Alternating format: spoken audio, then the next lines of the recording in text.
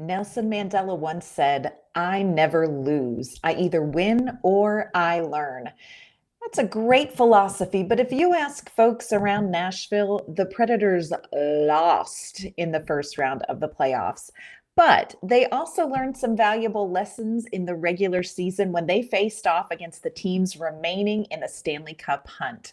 On today's Locked On Predators, we're going to take a look at the personal experiences and wisdom the Predators can pass along in each of their second round matchups. Your Locked On Predators, your daily podcast on the Nashville Predators. Part of the Locked On Podcast Network, your team every day.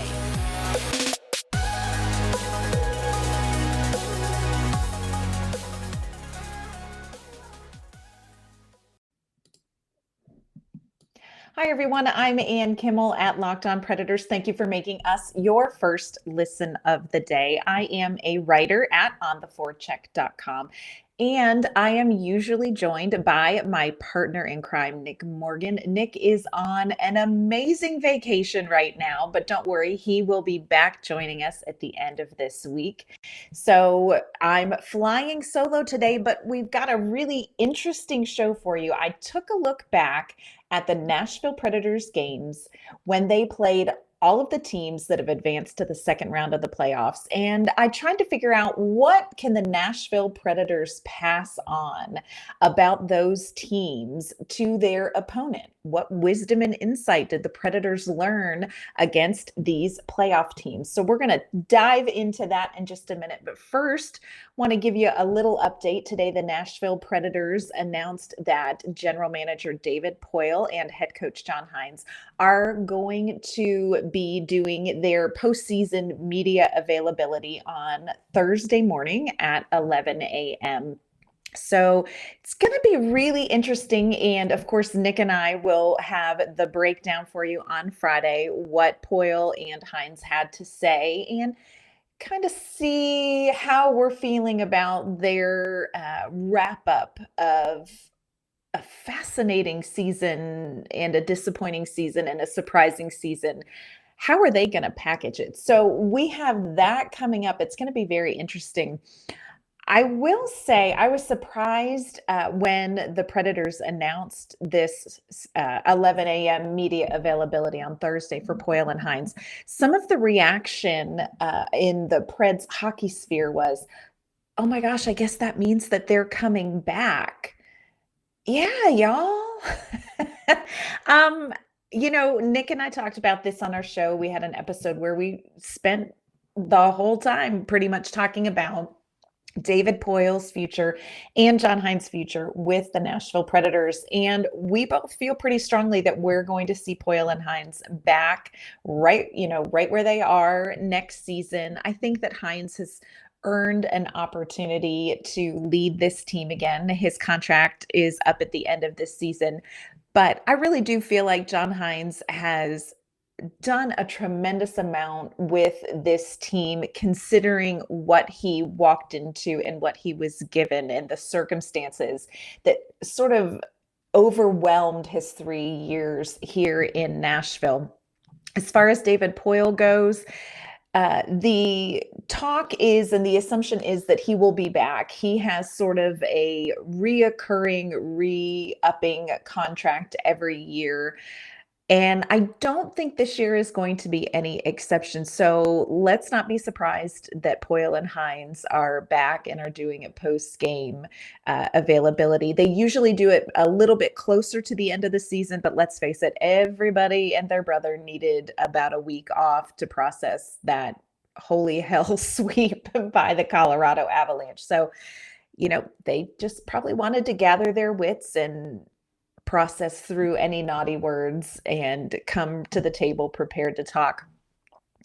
I do wonder what Hynes and Poile can say in this press conference to make this season more palatable to the Nashville Predators community.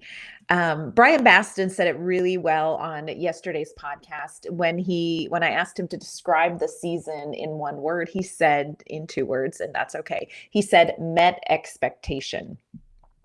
My assumption is that David Poyle is going to say something very similar. The goal always was to get this team to the playoffs. They did that.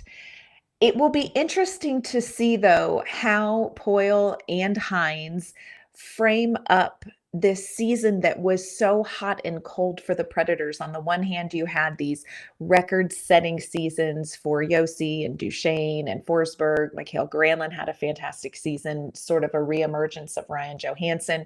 UC Saros, fantastic season up until, right before the playoffs where he was injured.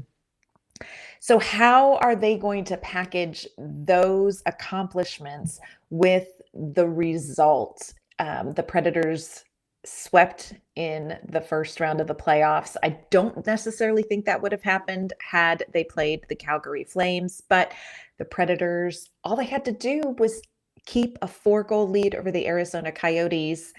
And they didn't do that, which is a whole nother question, why they weren't able to finish some things out at the end of the season. So it's going to be really interesting to see how Poyle and Hines package this season and evaluate this season and how they put it forth. I do hope that David Poyle chooses his words carefully, because I think language matters. And I think he maybe set himself up for criticism when he talked about this season being a competitive rebuild. This is a term that I think maybe he wishes he had never uttered, because when you hear that, the expectation at first is focusing on the rebuild. I think people went into this season understanding we were going to see some younger talent, Philip Tomasino, we were going to see some guys in and out from Milwaukee, which we did. But the problem was about halfway through the season, the Predators got hot. These players started, breaking records. They were, on amazing offensive paces midway through the season. And all of a sudden, when you hear the term competitive rebuild, the word that jumped out was competitive. And we thought this Nashville Predators team was going to be more competitive down the stretch. That didn't happen. And all of a sudden, it felt like what was met expectations was really unmet expectations. And that leaves everybody feeling a little bit not great. So it's going to be interesting to hear how they frame up this past season, the language that they use, and what are they going to say about the direction of the Nashville Predators going forward. Of course, that is going to be sort of hard to nail down until the Predators figure out what the future looks like in relationship to Philip Forsberg. Are they going to be able to re-sign Forsberg? Are the Predators going to get rid of Forsberg and look at a much steeper climb of a rebuild? So it'll be interesting to see how much David Poyle and John Hines can look ahead for this team and what indications they're going to give of where they see this team coming up, what their plans are for the offseason and the direction this team is headed, not just next season, but in the next 2, 3, 4 years. A lot of questions are going to be asked at that press conference. And like I said, Nick and I are going to have all of the sound bites and all of the breakdown on Friday's episode for sure. But on today's episode, we are talking about the Nashville Predators and what they learned when they played the teams who have made it to the second round of the playoffs. I went back and took a look at each of the games that the Predators played against each of the teams that moved on towards the Stanley Cup. And it was really an interesting study, not just of the teams that have advanced, but of the Nashville Predators.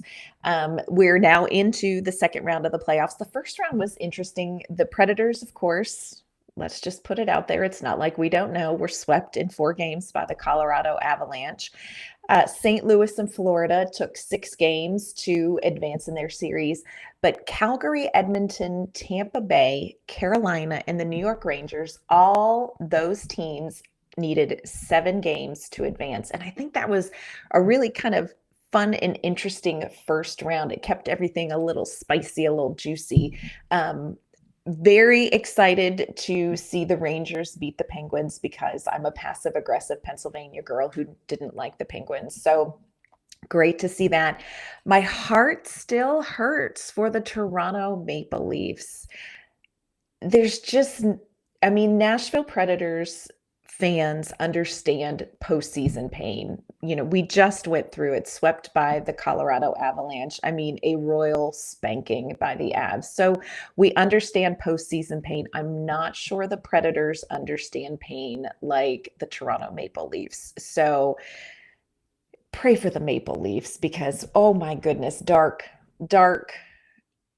times. We understand. Take your time, Maple Leafs fans. It will all feel better soon. When I looked back at the Predators' regular season matchups against the second round playoff teams, the Nashville Predators went 8-14 against the second round teams.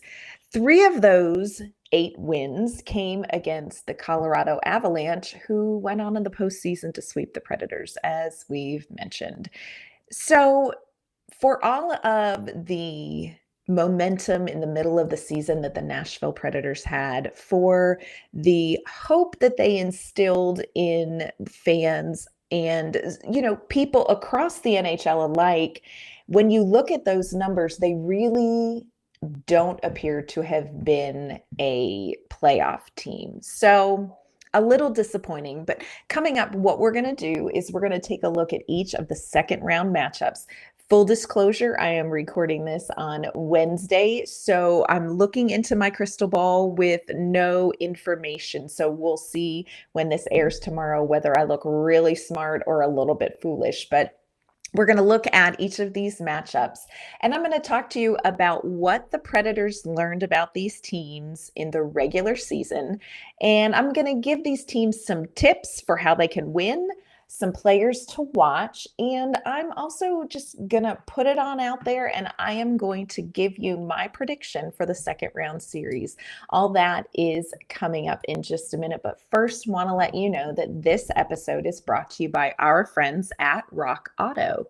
With the ever increasing numbers of makes and models, it is now impossible for your local chain store to stock all the auto parts that you need. Why endure pointless questions about what type of car you have and, you know, whether it's an LX or an EX, and stand and wait while someone behind a counter looks on their computer choosing the only brand that they have in their warehouse? You have a computer and you have access to rockauto.com. You can save time and money when you use Rock Auto. Why would you choose to spend 30, 50, or 100% more for the same parts from a chain store or a car dealership when you can get a great deal at rockauto.com? They are a family business. They have been serving do-it-yourselfers for 20 years, and Rock Auto's prices are reliably low for every customer. They have everything that your car or truck could possibly need. Go and explore their easy-to-use website today, and you will find the solutions for your auto parts needs. Go to rockauto.com right now and see all the parts available for your car or truck. Write Locked On in their How Did You Hear About Us box so they know we sent you. Amazing selection, reliably low prices, all the parts your car will ever need. rockauto.com. So we're just going to dive right in, and we're going to start with probably the game that Nashville Predators fans are most dialed into, and that is the series matchup between the Colorado Avalanche and the St. Louis Blues. So when the Predators played the Avs and the Blues, they went 4-4 against these two teams. 3 again of those wins were against Colorado, and the Colorado fans can give you all the reasons why they lost those 3 games. But the point is, Nashville beat them 3 times in the regular season. Sort of my overview of this series matchup based on the Predators' experience in the regular season against the Avs and the Blues is that this is going to be a game of strong offenses. But the place where you're going to want to keep focused is in front of the net. There are going to be some interesting net front battles based on what the Predators faced when they took on the Avs and the Blues. So, some tips for each of the teams to sort of give them a heads up on their opponent. For the Colorado Avalanche, best advice the Nashville Predators can give you: do not take a period off. When you play the St. Louis Blues, you cannot sit back. Ask us how we know. 7 goals in 1 period. And it was another one of those amazing records broken by the Nashville Predators this season. They also had several periods when we played the Blues where they scored 3 goals. So this is a team that you can't take time off. The Avs have got to stay on top of this game and really don't let your guard down. Don't give a window of opportunity, because the St. Louis Blues will run right through that. As far as the Blues go, Nashville Predators, one of the things that they learned in their matchups against the Colorado Avalanche is don't even sort of slash, don't even sort of interfere, don't even sort of hook or trip, because Colorado can draw penalties. In the playoffs, we saw Nathan McKinnon go down like, a piece of paper in a tornado. Whatever. We'll just let that one sit. That was a hot one, but it's what's real. The Avalanche are really great at drawing penalties. And what has happened is the Nashville Predators gave the Avs plenty of opportunity to practice and perfect their power play in the first round series. So Blues, learn from the Predators. Don't end up in the penalty box, because Colorado will make you pay for it. As far as Avalanche players to keep your eye on, Mikko Rantanen gave the Nashville Predators fits this season. Of course, they have Landeskog, they have McKinnon, and, the Avs just have a stacked roster. But the one player that Nashville really got beat by a lot was Rantanen. He burned the Predators. He had 4 goals this season versus the Preds, including a hat trick in November. So keep your eye on Mikko Rantanen for the Avs. As far as the Blues go, again, this is a team that's got a lot of offensive weapons, but the one that Nashville sort of learned some things from the hard way was Brayden Schenn. Brayden Schenn has a strong, fast shot. He can get that shot off quickly. The Avs cannot leave him open. They cannot give him any space. So keep your eye on Brayden Schenn. When it all comes down, Avs versus Blues, how is the series going to play out? St. Louis has been chronically underestimated this season. They had the second place in the division locked up relatively early. They just continued to be a solid team all year long.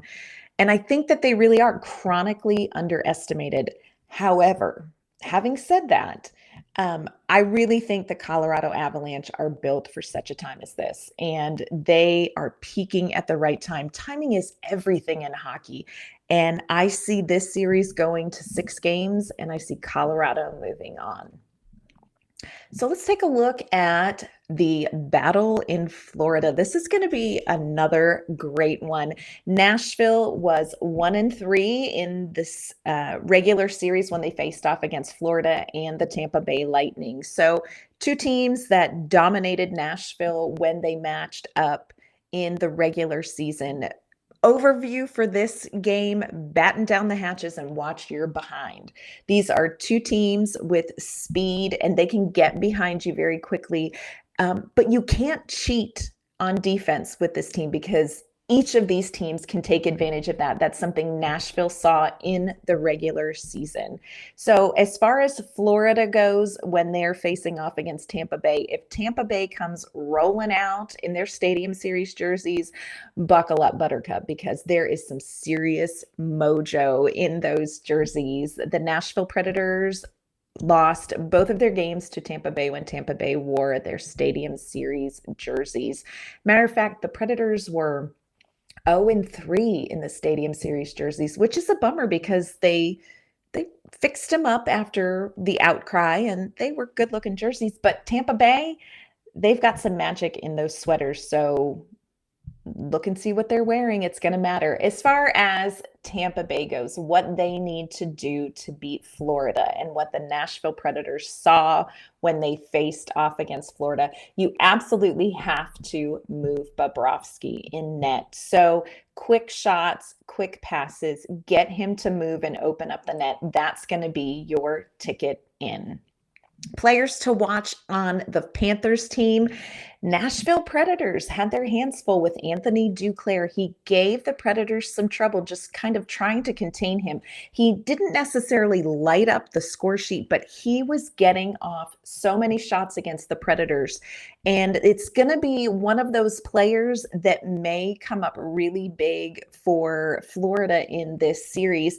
And of course, I want to say keep your eye on Claude Giroux because, Giroux, who doesn't want to see him, go all the way and compete for Stanley Cup. Player to watch on Tampa Bay. Look, this one is going to be obvious when you look at Tampa Bay's season. Steven Stamkos. Steven Stamkos has had a great season. I think he has 106 points. Nashville can attest to that. Steven Stamkos had 6 points when the Tampa Bay Lightnings faced off against the Predators. He gave Nashville all they could handle and then a little more, not just goals, but just assists, playmaking. He really exposed some things when the Tampa Bay Lightning played the Predators. So Steven Stamkos, keep your eye on him. This is a playmaker, and Nashville can attest to that. When it all comes down, we're looking for a prediction. This one, I think, is going to be really close. This is one of the matchups I am most interested to watch. At the beginning of the season, I put my money on Tampa Bay making it all the way to the Stanley Cup Finals. So I am going to stand by that. I see Tampa Bay winning this. I would like to see Florida win it. Just, if we're going to talk about feelings instead of stats, I would like to see Florida win this game. I don't know that they will. I do think this is a series that could go 7 games again. So keep your eye on that. Coming up, we still have 2 more second round matchups to look at and to let you know, what did the Nashville Predators learn that these teams could maybe use to their advantage. But first, want to let you know this episode's brought to you by our great friends at Built Bar. Was just talking about Built Bar tonight. My 17-year-old came home from an evening of tubing and boating, and the first thing he did when he got home, reach for a Built Bar. And not just any Built Bar. Built Bar has this new flavor out right now. It is called Birthday Cake Puffs, and it is the new favorite in our house. Birthday Cake Puffs Built Bar. It is a protein-infused marshmallow covered in white chocolate and sprinkles, and I am telling you, it literally tastes like you're eating birthday cake. What's shocking is it's only 150 calories and it has 16 grams of protein. So you are enjoying a treat that tastes amazing. It feels like you're having a great snack, but you're honestly eating healthy. It's a win-win. I just received my box of birthday cake puffs last week. I won't tell you how many are gone because it would appall you perhaps. And it's not all been the 17-year-old, full disclosure. There is nothing quite like them out on the market. They are available right now. Can't promise they'll be there tomorrow. Built Bar is constantly updating its flavors. So you want to go to built.com today and grab these birthday cake puffs while you can have them. Built Bars are all covered in 100% real chocolate. So you feel like you're having a treat, but really you are eating something that is so good for you. Built has been able to combine healthy and great tasting in a way that no other bar has been able to do yet. So you need to check out built.com. Use promo code LOCKED15 and you can get 15% off of your order. That is promo code LOCKED15 for 15% off at built.com. All right, so looking at this next matchup, I'm filled with angst and regret. I'm talking about the Calgary Flames and the Edmonton Oilers. The Calgary Flames, the team that Nashville was supposed to play in the postseason. This was a matchup that not just Nashville Predators and Calgary Flames fans were looking forward to, but I think the NHL as a whole knew that that was going to be a spicy first round matchup, except Nashville pooped the bed against the Arizona Coyotes in the last game of the season and ended up being dumped on by the Avalanche. So the Calgary Flames advanced to the second round. They're taking on the Edmonton Oilers. The Predators were 2-4 in the regular season when they faced off against the Flames and the Oilers. This is going to be a matchup of finesse versus physicality. Now, that's not to say that the Calgary Flames don't have some amazing goal scorers, and that's not to say that the Oilers can't play a physical game. It's just going to be a matchup where those two things are going to be highlighted at different times for these teams. The other thing I will tell you is that you got to watch out for the Calgary Flames. There is some sort of voodoo about that team.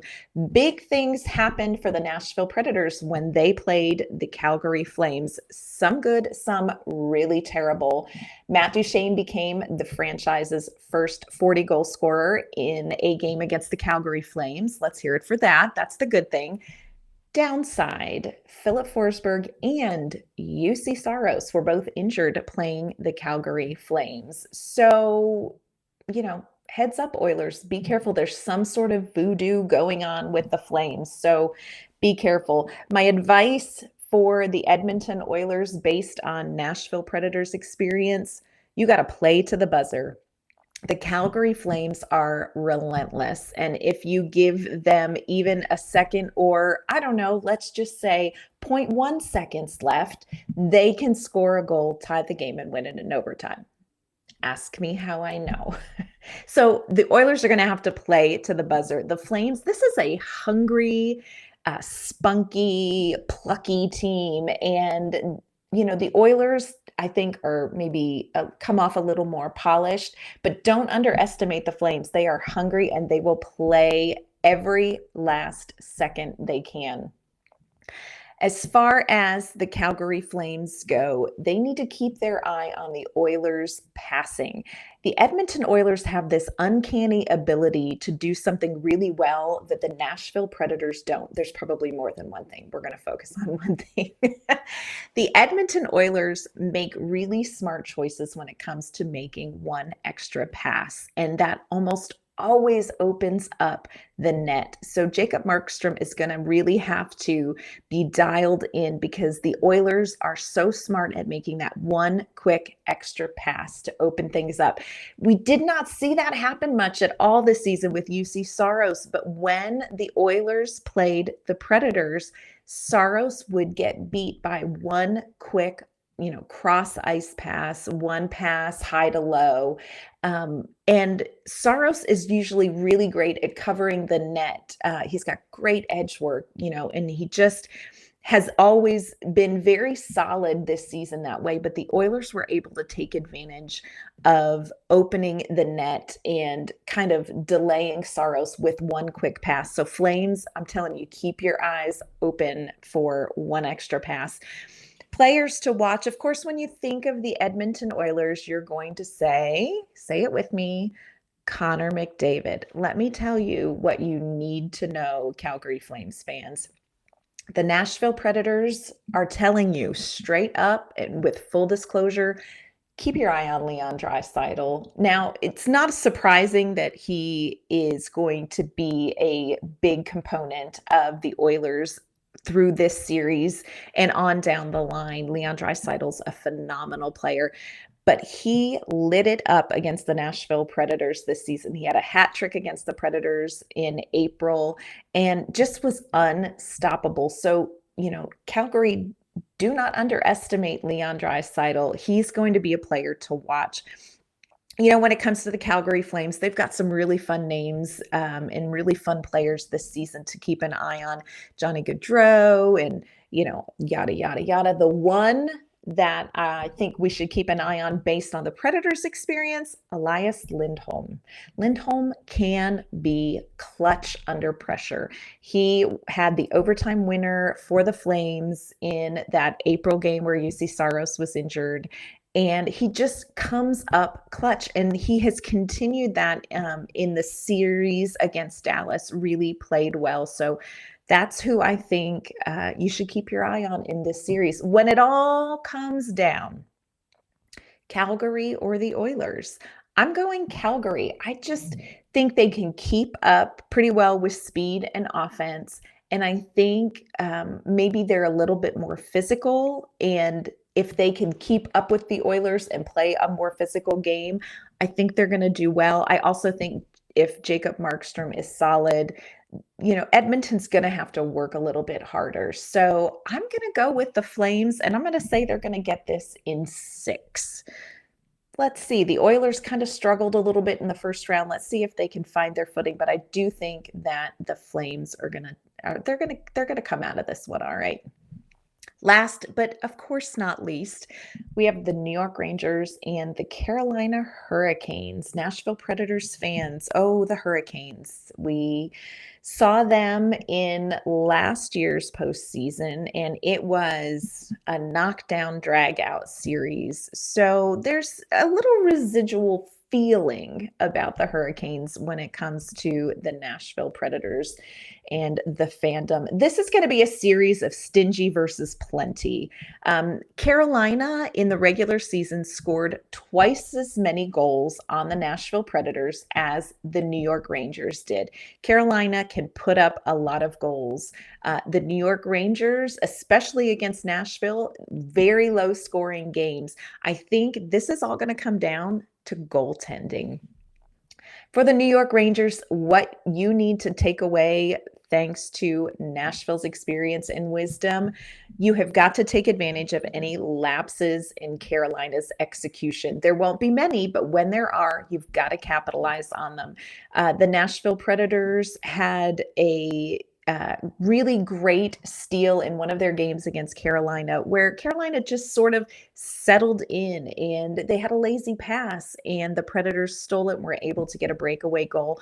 Those are the windows of opportunity that the Rangers are going to need to take advantage of, because Carolina can put up some points. Now, having said that, Carolina is facing off against a Vezina finalist and probably a Vezina winner, Igor Shesterkin. My advice for the Hurricanes, you've got to go to the net. You are just not going to get much past Shesterkin. You're going to have to work at it. You're going to have to put the pressure on. The Predators in their 2 games against the Rangers, once they faced off against Shesterkin, one time they saw Georgiev, and neither one of them was willing to give the Predators much offensively. So it's going to be interesting to see if Carolina can generate high danger chances that can get past Shesterkin. Right now, not much. I feel like Igor's doing pretty good. So that's going to be my player to keep your eye on for the Rangers, Shesterkin. How goes Shesterkin is how go the Rangers. When it comes to the Carolina Hurricanes, heed Nashville's warning. Watch Andrei Svechnikov. I always struggle to say his name, Svechnikov. He gave the Predators fits. 3 goals, 1 assist versus the Predators. He was absolutely everywhere. So keep your eye on Svechnikov if you are watching this series. When it all comes down, I'm going to put it on the line again. Who is going to come out of this? The Rangers have been a fun watch in this playoffs so far in the postseason. And a lot of that is, what can Shesterkin do? And the answer is a lot. He can do a lot. I don't know that he can carry the Rangers as far as the next round. I just don't know that he can do that. And so I'm saying the Hurricanes are going to win this one. And I think they may even win it in 5. We'll see. All right. So look, I have laid it all on the line for you. I have told you my predictions. I've told you what the Nashville Predators saw. These teams can take the Predators' experience and wisdom or leave it. But these are the things to keep an eye on as we watch the playoffs based on Nashville's regular series experience. So what do you think? I've got the Avs, Flames, Lightning, and Hurricanes moving on. Do you think I'm right? Do you think I'm wrong? What teams do you see advancing? And do you think we're going to see the same strengths and weaknesses in these teams that Nashville saw in the regular season? We'd love to hear from you. Let us know in the comments or give us a shout out on Twitter and let us know what you think. So, coming up tomorrow on the show, we are going to dive into those postseason awards. There are a cacophony of voices screaming about these awards, and there are just a plethora of awards to choose from, too. Those are like my SAT words for the day. We're going to dive into the awards that Predators fans have talked about probably the most this season. We're going to talk about the Calder, and we're going to talk about the Vezina tomorrow. Who do we think is going to win? How far off was Tanner Jeannot from being in the running there? We're going to talk to a couple of my Locked On counterparts and get some inside information about some of the finalists for those trophies, and we'll continue that on Friday. Nick will be back on Friday and jump in. We're going to tackle the big one, I think, for Predators fans, the Norris, on Friday too. So be sure you tune in. We've got lots of off-season content that we want to keep you up to date on everything going on with the Predators. So just want to thank you once again for making Locked On Predators your first listen of the day. We would love to hear from you. You can find me online at ontheforecheck.com. You can find me on Twitter at AnnK_Mama on Ice. You can find the podcast at LO_Predators on Twitter. Give us a shout out. Tell me how you think this series is going to go. I'm curious to see if you think I'm right. We'll find out soon enough, won't we? Thank you for joining us and making this your first listen of the day. Hope that you all have a fantastic Wednesday, and we'll be back tomorrow with some postseason awards.